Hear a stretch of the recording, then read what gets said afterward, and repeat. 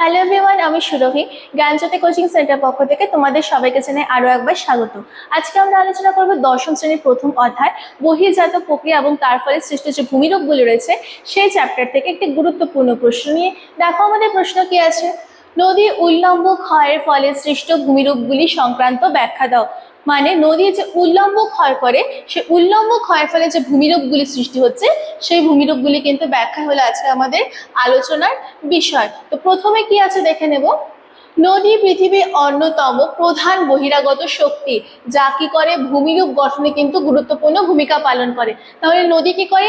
নদী পৃথিবীর বহির্জাত বিভিন্ন ভূমিরূপ গঠনে কিন্তু গুরুত্বপূর্ণ ভূমিকা পালন করে। নদীর প্রবাহমান জল বা স্রোত তার শক্তি ও বেগের দ্বারা কি করে তলদেশ এবং তীরভূমির শিলা, মাটি ইত্যাদিকে ক্ষয় করে, যাকে কি বলা হচ্ছে? নদীর ক্ষয় বলা হচ্ছে। দেখো নদীর ক্ষয় নিয়ে কিন্তু একটি সুন্দর করে সংজ্ঞা দেওয়া রয়েছে। নদীর স্রোতের দ্বারা তলদেশ ও পার্শ্ববর্তী ভূমির শিলা, মাটি ইত্যাদি ধীরে ধীরে ভেঙে ও অপসারিত হওয়ার যে প্রক্রিয়া রয়েছে তাকে কি বলা হচ্ছে? নদীর ক্ষয় বলা হচ্ছে। মানে কি বোঝাচ্ছে এখানে?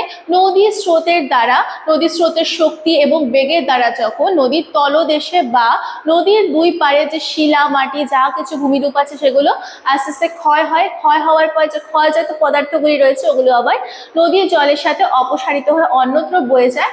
একে কিন্তু এই যে প্রক্রিয়া রয়েছে একে কিন্তু নদীর ক্ষয় বলা হচ্ছে।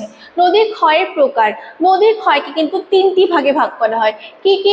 একটা হচ্ছে উল্লম্ব ক্ষয়, দুই হচ্ছে পার্শ্ব ক্ষয়, আর একটা হচ্ছে সম্মিলিত বা উজান ক্ষয়। সম্মিলিত উজান হচ্ছে উল্লম্ব আর পার্শ্ব এই দুটো ক্ষয়ের কিন্তু মিলিত রূপ। ঠিক আছে, আজকের আলোচনার বিষয় কি আমাদের উল্লম্ব ক্ষয়। তো এখন আমরা উল্লম্ব ক্ষয় নিয়ে আলোচনা করব। দেখো কি আছে, নদী যখন নিজের তলদেশে বা নিচের দিকে ক্ষয় করে তাকে কি বলে? উল্লম্ব ক্ষয় বলা হচ্ছে। অর্থাৎ নদী যখন তার তলদেশে ক্ষয় করবে তখন কিন্তু তাকে নদীর উল্লম্ব ক্ষয় বলা হয়। বৈশিষ্ট্য কি আছে? পার্বত্য অঞ্চলে বেশি দেখা যায়। উল্লম্ব ক্ষয় কোথায় বেশি দেখা যাচ্ছে? পার্বত্য অঞ্চলে বেশি দেখা যাচ্ছে। নদীর গতিবেগ খুব বেশি থাকে। এই যে ক্ষয়টা হয় যখন, তখন নদীর গতিবেগ কিন্তু খুব বেশি হয়। নদী খাত এক্ষেত্রে খুব গভীর হয়, প্রস্থ কম থাকে। এই সময় কি হয়? নদীর প্রস্থ কিন্তু কম থাকে। ঠিক আছে, তারপরে কি আছে দেখো, উল্লম্ব ক্ষয়ের ফলে সৃষ্ট যে ভূমিরূপগুলি রয়েছে সেগুলি সম্পর্কে কিন্তু ব্যাখ্যা দেওয়া রয়েছে।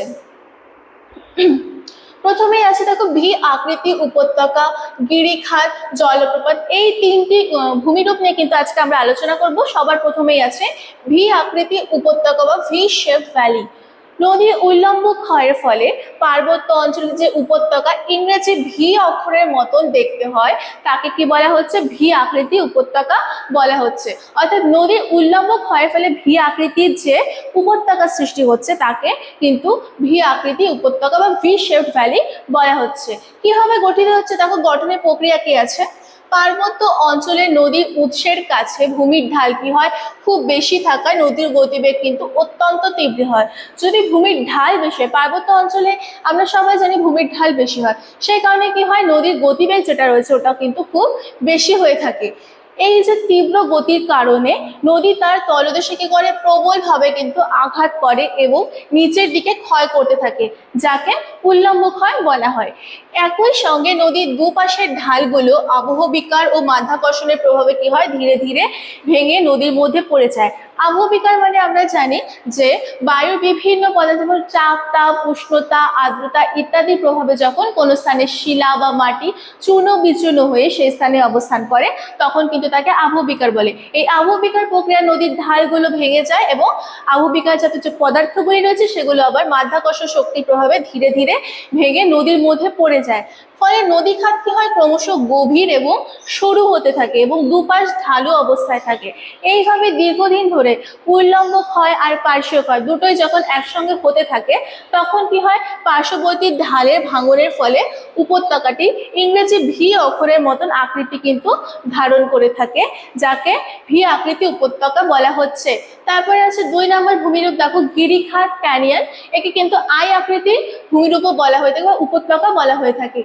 নদীর তীব্র উল্লম্ব ক্ষয়ের ফলে খুব গভীর ও সরু ও খাড়া আকৃতির খাড়া প্রাচীরযুক্ত যে উপত্যকা রয়েছে তাকে কিন্তু গিরিখাত বা ক্যানিয়ন বলা হচ্ছে।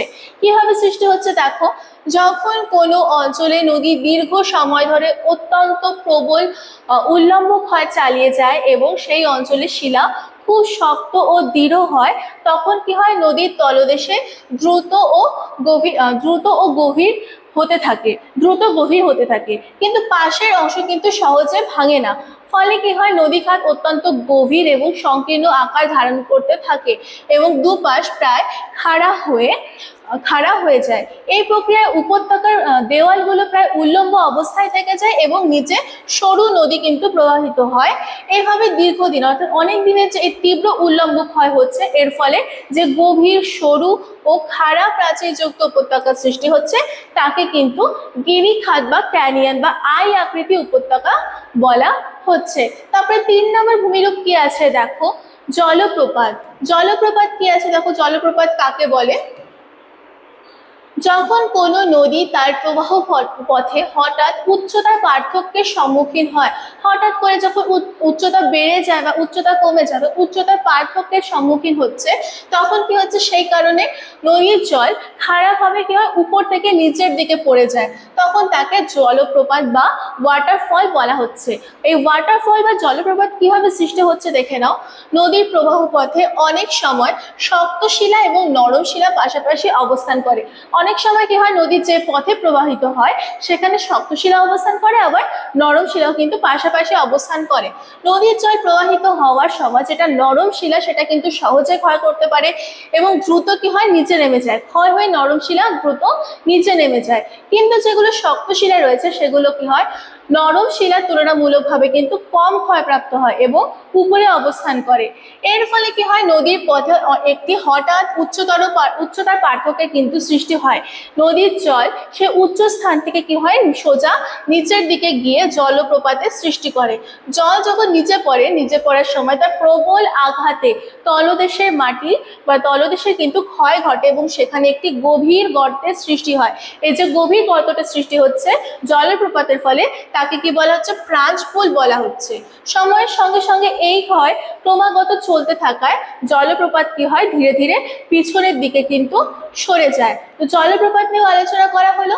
সবশেষে দেখা এখন উপসংহার দেওয়া আছে। নদীর উল্লম্ব ক্ষয়ের ফলে ভি আকৃতি উপত্যকা সৃষ্টি হচ্ছে। ভি আকৃতি উপত্যকা নিয়ে আলোচনা করলাম, জলপ্রপাত, গিরিখাত, তিনটে নিয়ে কিন্তু আমরা আজকে আলোচনা করলাম। এই যে ভি আকৃতি উপত্যকা, গিরিখাত, জলপ্রপাতের মতো কিন্তু গুরুত্বপূর্ণ ভূমিরূপ উল্লম্ব ক্ষয়ের ফলে সৃষ্টি হয়ে থাকে, যা কি করে পার্বত্য অঞ্চলের প্রধান বৈশিষ্ট্য রূপে বিরাজ থাকে। ঠিক আছে, তো আজকের আলোচনা কিন্তু এতটুকুই ছিল। সবশেষে তোমাদের একটি ছোট্ট ইনফরমেশন আমি দিয়ে রাখছি। তোমরা যেটা ভাবছো আমাদের সাথে যুক্ত হবে, স্ক্রিনে 2টো নাম্বার দেওয়া আছে, যে কোনো একটি নাম্বারে কিন্তু তোমরা কল করে আমাদের সাথে যুক্ত হয়ে যেতে পারো। যে সুযোগগুলি তোমরা পেয়ে যাচ্ছ দেখো, নোটস পেয়ে যাচ্ছ, পিডিএফস পেয়ে যাচ্ছ, কোনো যদি ডাউট থেকে থাকে সেটা ক্লিয়ার করার সুযোগ পেয়ে যাচ্ছ।